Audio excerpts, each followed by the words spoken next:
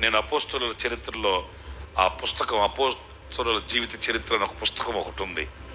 దాంట్లో నేను చూశానండి. పేతురు ఉన్నాడు. పేతురు గురించి నేను ఒక మాట చదివా. పేతురు పరిచర్య చేసేటప్పుడు ఆయన తన భార్యతో కూడా పరిచర్యకి వెళ్ళేవాడంట. ఎక్కడికి వెళ్ళిన భార్యని వెంట పెట్టుకుని వెళ్తాడంట. చక్కగా పరిచర్య చేస్తున్నప్పుడు ఆయన్ని బంధించి ఇద్దరిని చెరసాల్లో వేసేసారంట. ఆ తర్వాత ఆయన భార్యను ఒక చెరసాల్లో, ఆయన్ని ఒక చెరసాల్లో వేసేసారంట. ఆ తర్వాత ఒకరోజు ఒక వార్త చెప్పారంట పేతురికి, మీ ఆవిడ్ని రేపటి రోజు చంపేస్తున్నారు అని.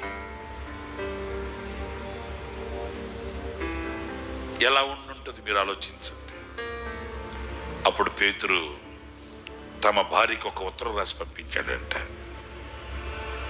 ఏమంటే, నాకంటే ముందుగా నువ్వు ప్రభు దగ్గరికి వెళుతున్నావు, నువ్వు నాకంటే ధన్యురాలివి.